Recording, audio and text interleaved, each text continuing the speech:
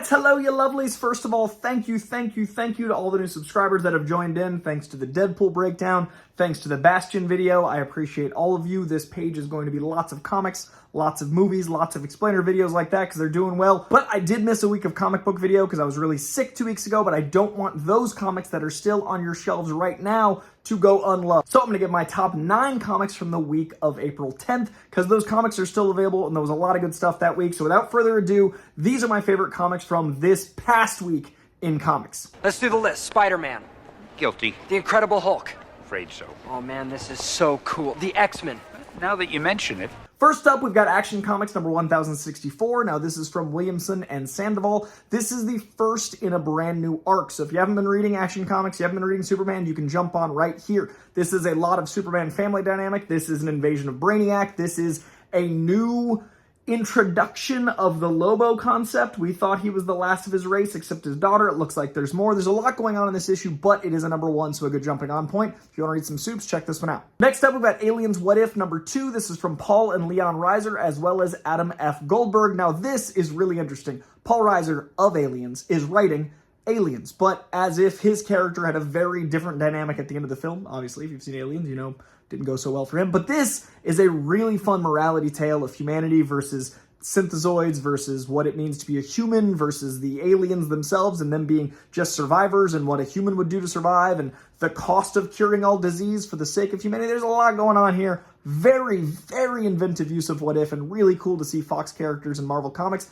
And this one's written by Paul Reiser. That's so awesome. Batman The First Night number 2. Batman, you'll notice the hyphen there. This is from Dan Jurgens and Perkins. Now this is a dope Elseworld. This is an oversized issue. This is in the Black Label imprints. The comic itself is larger, wider, bigger. This is a really fun telling of the origin of Batman in a whole new way. This is set in that gritty 20s, 30s era, but with the modern technology to make this book in print nowadays. It is a fun, different origin. It's not like Batman's origin is different, but it's like a year half story, not quite a year 1 story. The purple gloves, the world of the gumshoe rocketeer era, but with Batman and everything he deals with in this era. It's a very inventive take on the detective story. It's a very inventive take on the classic movies of the time and Bruce Wayne as a playboy then and what it'd be like to be a vigilante then. And I really just dig this overall Elseworld.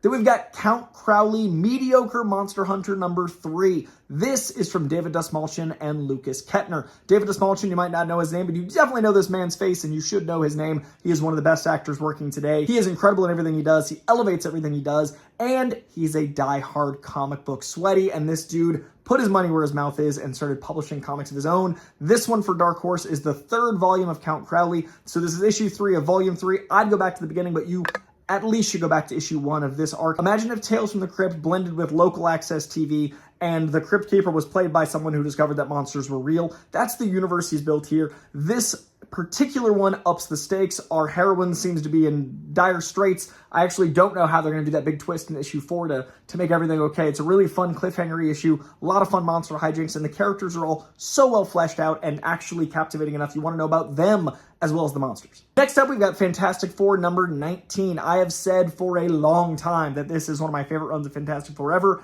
This is an all-time FF run from North, and this issue, different guest artist Gomez, because this issue is set in another era. This is like a silent film, classic Hollywood Fantastic Four trying to figure out why the world is this way. The book is like a mystery that you're solving with the characters in this book. You're unraveling why in the last issue everything was normal, as normal for the Marvel's First Family gets, but this issue, it feels like you missed an issue, but you didn't. And that's so much fun because you're solving the mystery with the characters and the characters are brought to you in new ways. And by the time it lands, you'll see why. It is so much fun. This run has not disappointed me yet. Every time this book comes out, it is my book of the week. This is, again, one of the best Fantastic Four runs, if not the best of all time. And yes, Lee Kirby, yes, Wade, yes, Ringo, all that stuff. This run is so good. Invincible Iron Man number 17 from Duggan and Zurcher. Invincible Iron Man has been so consistent, so funny, so inventive, so action-packed, so heartfelt. Everything you want from Tony Stark. The conflict of who that man is, his relationships within the Marvel comic universe, his relationship in this case with Emma Frost. I love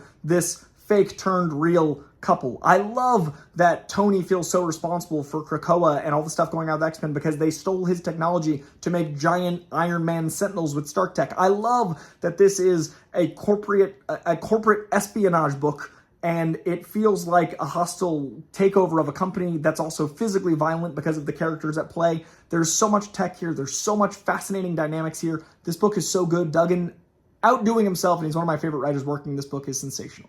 A little shout out to Napalm Lullaby 2. It would have made my top 10, but I tend to do a top 9, so some love for Rick Remender's Napalm Lullaby. Uncanny Valley #1. I said a couple weeks back this was one of my most anticipated of the month, and it is paying off. Tony Fleece and Dave Watcher have made an insane debut masterpiece. Tony Fleece wrote Feral, which is out now, but also Stray Dogs, and Stray Dogs is this crazy Silence of Lambs meets Dogs story. Like, imagine if Homeward Bound was set in the world of Silence of the Lambs. It's just as insane as you think. This is an equally insane premise. Basically, this kid is a normal kid, except he's not, because the world around him feels normal to him, but it isn't because he sees animated characters. There's animated crows that talk to him, and then the book unravels into his family lineage is crazy, and there's a big character grandpa reveal, and it is Looney Tunes meets family drama, meets comic books, meets coming-of-age story. It's a lot of things, all in a medium that really only comics could tell this story because the illustrations, half the fun. The joy in the madness of this book sells it. Uncanny Valley #1. You got me. Can't wait for #2. Last but not least is X-Men 97 #2. If you are enjoying X-Men 97 on Disney Plus, I cannot tell you more to check out this book. This is kind of like a connector between the X-Men 92 series to X-Men 97.